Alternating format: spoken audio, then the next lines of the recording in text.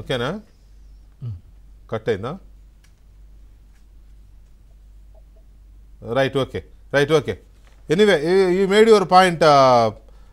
Yes, technical issue వల్ల మీ line cut అయింది.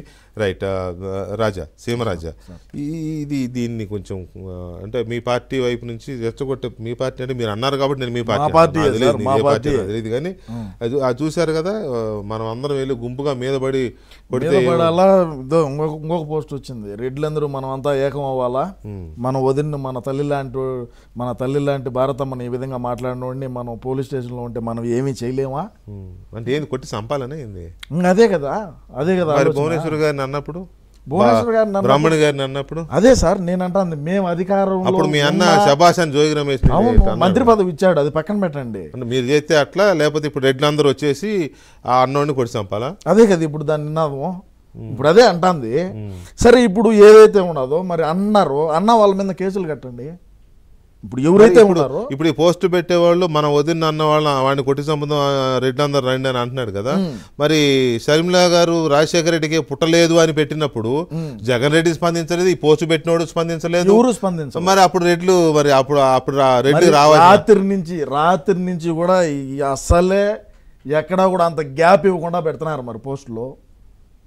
మరి 24 hours ఈ వేరే ఆడవాళ్ళు కాదా మీ వాళ్ళకి? సార్ మా పార్టీలో ఉండేటువంటి భారతిరెడ్డి గారు అనడం తక్కువ, నేను ఫస్ట్ నుంచే ఖండిస్తున్నాను.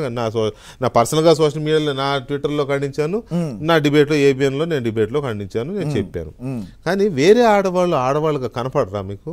మాకు కనపడరు అంటే అట్నే ఉంటుంది మా పార్టీలో. మాకు భారతమ్మను ఎవరైనా సరే ఏమన్నా అంటే మీ తల్లిలా చెల్లి ఆడదానిలా కనపడదు.